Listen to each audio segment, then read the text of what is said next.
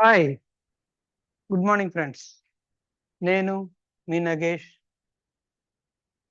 మీకోసం. అయితే ఈరోజు ఈక్విటీ సెగ్మెంట్ స్టార్ట్ అయిందండి.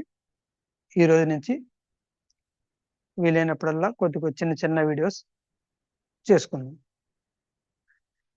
ఈక్విటీ సెగ్మెంట్ అంటే మనకి ఇంట్రాడే లాస్ట్ అంతా ఇంట్రాడే చెప్పుకున్నాం. ఇప్పుడు ఈక్విటీ గురించి.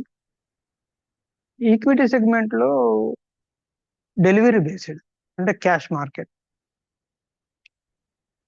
మనం ఏదైనా షేర్స్ కొనుక్కుంటాము, డెలివరీ బేస్డ్ తీసుకుంటాము. మనం నచ్చినప్పుడు మనకు అనుకూలంగా రేట్ వచ్చినప్పుడు మనకు ఎంత కావాలో చూసుకొని మనం అమ్ముకుంటాం. అంతే కదా. ఏదైనా ఒక ఈక్విటీ ఈ ఈ వాల్యూలో బై చేశారు, మార్కెట్ పెరిగినప్పుడు మనకి ఎంత ఎంత ప్రాఫిట్ అమ్మినప్పుడు ఈ గ్యాపే మన ప్రాఫిట్. ఏంటంటే బై సెల్లింగ్ అనేది ఎప్పుడు కూడా ప్రాఫిట్ అనేది అలా బై తక్కువ ఉండాలి, ప్రాఫిట్ ఎక్కువ ఉండాలి. అది ఎంత అనేది మన మీద ఆధారపడి. ఇలాంటివి కొన్ని కొన్ని ఎగ్జాంపుల్స్ తో చెప్పుకుందాం. అసలు ఈక్విటీ మార్కెట్లోకి రాబోయే ముందండి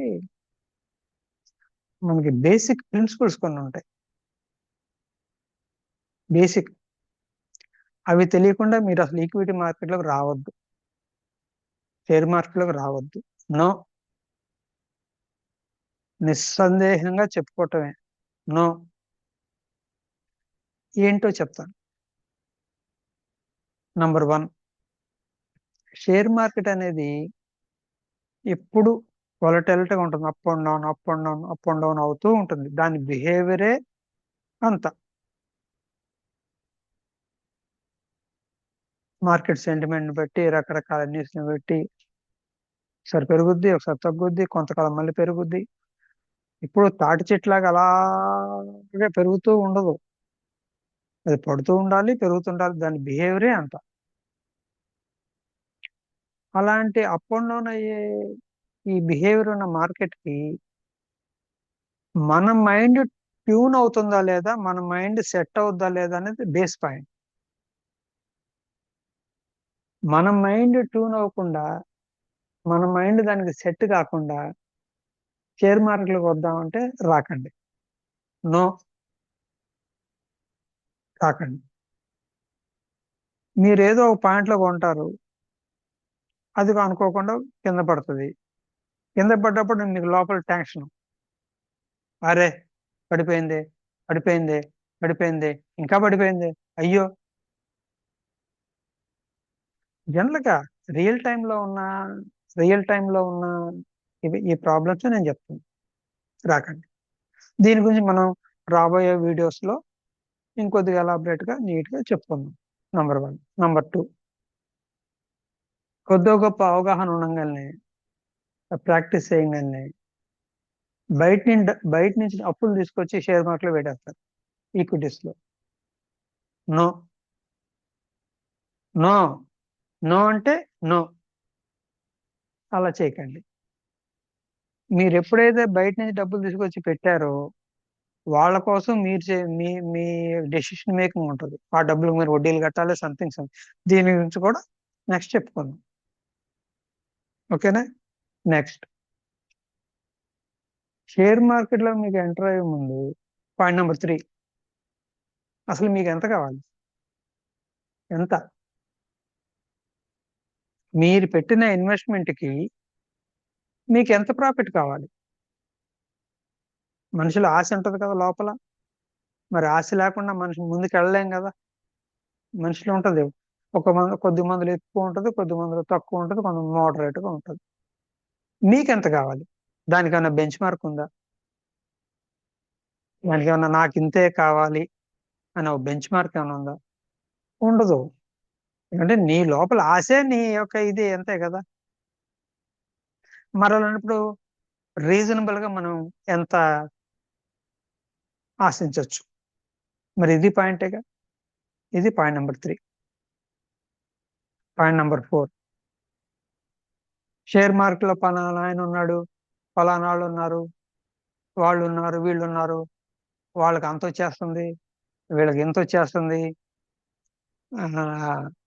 మనకి అంత కావాలా, ఈ కంపారిజన్ వద్దు.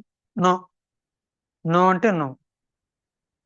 మీకు ఏం కావాలో మీకు తెలియాలి, మీరు ఏం చేయాలో మీకు తెలియాలి. పక్కన వాళ్ళకి ఎంత వస్తే మీకెందుకు, మనలో మాట. మీకంటూ నాకు ఇంత వస్తే చాలు అనుకుంటే మీకు చాలు కదా. అతనికి లాస్ వచ్చిందో ప్రాఫిట్ వచ్చిందో మీకెందుకు, మీకోసం మీరు చేసుకుంటున్నారు కదా. అలా. ఏమండి, ఇంకోటి,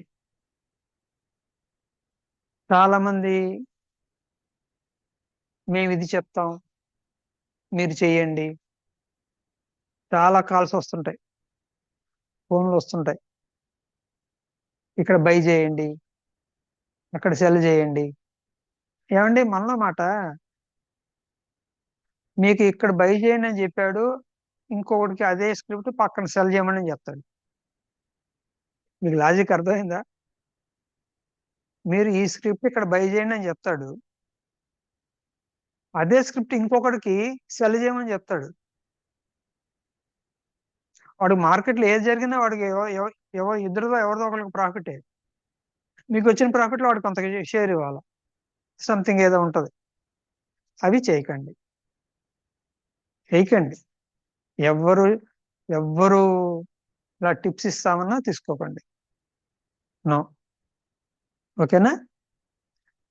ఈ ఛానల్ ఎక్స్క్లూజివ్ గా మీకు అవేర్నెస్ కోసం చెప్పడానికి మాత్రమే, ఎడ్యుకేషన్ పర్పస్ కోసమే.